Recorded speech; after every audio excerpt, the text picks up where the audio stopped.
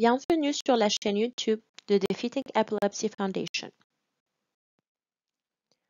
Dans cette présentation, nous apprendrons ce que c'est un EEG, pourquoi un EEG est effectué, les différents types de EEG, le système 10-20, les ondes et l'activité cérébrale, les lobes du cerveau et leurs fonctions, la préparation à un EEG, les risques d'un EEG, ce qui se passe pendant un EEG et ce qui se passe après un EEG. N'oubliez pas d'aimer notre vidéo et de vous abonner à notre chaîne. Cliquez sur la cloche pour être informé des prochaines vidéos.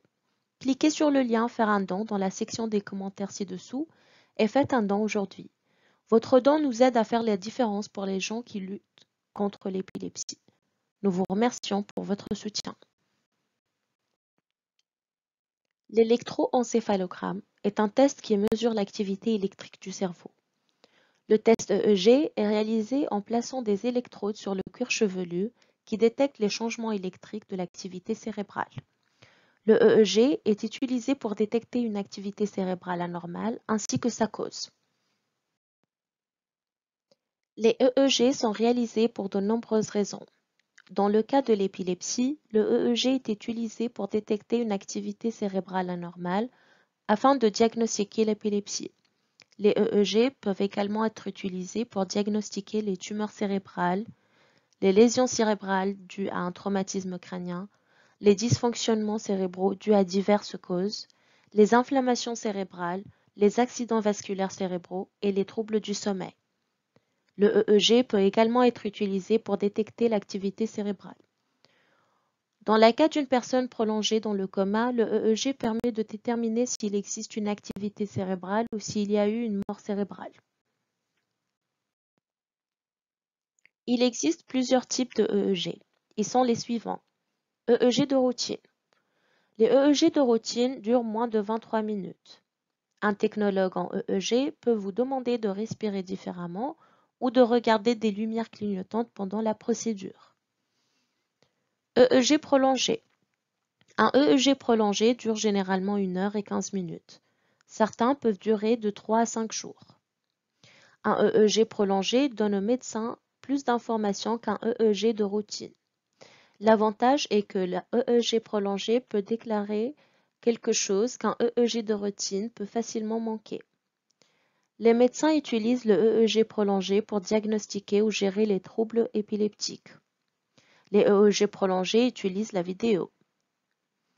EEG ambulatoire. Les EEG ambulatoires durent de 1 à 3 jours. Les EEG ambulatoires ont lieu à domicile ou dans une unité de surveillance EEG. Lors d'un EEG ambulatoire, les électrodes sont reliées à un petit enregistreur EEG. Vous pouvez effectuer la plupart de vos activités quotidiennes pendant que le EEG mesure l'activité cérébrale. Vous ou un membre de votre famille pouvez appuyer sur un bouton si vous avez une crise d'épilepsie. EEG vidéo. Le technicien EEG réalise un enregistrement vidéo de vous pendant le EEG. L'enregistrement vidéo permet à votre médecin de voir et d'entendre ce que vous faites lorsque vous avez une crise ou un autre événement cérébral. Le EEG vidéo est également connu sous le nom de surveillance EEG, télémétrie EEG ou surveillance EEG vidéo. EEG du sommeil. Un technicien effectue un EEG pendant que vous dormez. Un médecin peut demander un EEG du sommeil si un EEG de routine ne fournit pas suffisamment d'informations. Le système 10-20 est un arrangement spécial dans lequel chaque électrode est placée à 10 ou 20% de la distance totale entre des points spécifiques de la tête. Chacun de ces points est mesuré sur la tête de la personne et marqué à l'aide d'un crayon doux. Les électrodes dont le nombre est pair sont placées sur le côté droit de la tête et celles dont le nombre est impair sur le côté gauche de la tête. Les électrodes portent également une lettre correspondant à la zone du cerveau qui est enregistrée. F pour lobe frontal, T pour lobe temporal, P pour lobe pariétal, O pour lobe occipital et Z pour ligne médiane de la tête. Pour les étudiants qui regardent ceci, YouTube propose plusieurs vidéos qui expliquent plus en détail le système 10-20 et montrent comment les électrodes sont placées. Les ondes cérébrales sont mesurées en Hertz, c'est-à-dire en cycles par seconde. Selon l'article Changes of the Brain's Bioelectrical Activity in Cognition, Consciousness and Some Mental Disorders, les ondes cérébrales sont classées en fonction de leur fréquence en fonction de l'activité cérébrale. Voici une liste de différentes ondes du rythme cérébral et de leurs causes. Onde gamma. Cette onde est produite par différentes populations de neurones réunis dans un réseau neuronal de certaines fonctions motrices ou cognitives. Rythme bêta. Cette onde est liée à la conscience, aux activités cérébrales et au comportement moteur. Cette onde est enregistrée lorsque les yeux sont ouverts. Rythme alpha. Cette onde a été l'une des premières ondes rythmiques documentées. Elle provient des lobes occipitaux pendant la relaxation à l'état de l'éveil, mais son amplitude est plus élevée du côté dominant. Rythme θ. Ce rythme est enregistré en cas de faible activité cérébrale, de sommeil ou de somnolence. Rythme delta. Cette onde est enregistrée lors des activités cérébrales très faibles pendant le sommeil profond. Le cerveau humain se compose de 4 lobes et du système limbique. Chacun joue un rôle important dans notre fonctionnement. Voici une liste des lobes cérébraux et de leurs fonctions. Lobes frontaux. Le plus grand des 4 lobes, considéré comme le centre de contrôle des émotions, de la personnalité, fonctions motrices, résolution de problèmes, spontanéité, mémoire, langage, initiation, jugement, contrôle des impulsions, comportement social et sexuel. Lobes pariétaux. Interprète et intègre les informations sensorielles, il contrôle les sensations tactiles, la réponse aux stimuli internes, la compréhension sensorielle, la lecture et les fonctions visuelles. Lobes occipitaux. Situés à l'arrière du cerveau, ils permettent à l'homme de recevoir et de traiter les informations visuelles. Ils influencent la façon dont l'homme traite les couleurs et les formes. Lobes temporaux. Impliqué dans le traitement auditif, la sémantique de la parole et de la vision, contient l'hippocampe qui joue un rôle dans la formation de la mémoire à long terme. Système limbique. Comprend l'amygdale, le gyrus singulaire, le fornix, l'hippocampe, l'hypothalamus, le cortex olfactif et le thalamus. Il y a quelques étapes simples à suivre avant de passer à un EEG. La nuit précédant le test. Lavez vos cheveux et n'utilisez pas de produits coiffants ou d'après-shampoing. Le café, le thé, les boissons énergisantes et les suppléments contenant de la caféine doivent être évités au moins 8 à 12 heures avant le test. Si vous utilisez des suppléments, informez votre médecin. Certains suppléments et médicaments peuvent interférer avec les résultats des tests. Veuillez suivre toutes les instructions fournies par votre médecin. Si vous passez un EEG du sommeil, votre médecin peut vous demander de rester éveillé autant que possible tout au long de la nuit. Ne jeûnez pas avant le EEG, l'hypoglycémie peut avoir un effet sur les résultats. Les risques liés à la EEG. Selon le type de EEG pratiqué, certains n'entraînent qu'un faible niveau d'inconfort. Il existe un risque de crise d'épilepsie si des lumières clignotantes ou tout autre élément susceptible de déclencher une crise font partie de l'examen. C'est le cas par exemple lorsqu'une personne subit un EEG de 3 à 5 jours dans une unité de surveillance de l'épilepsie et que l'objectif est de détecter l'origine de l'activité épileptique.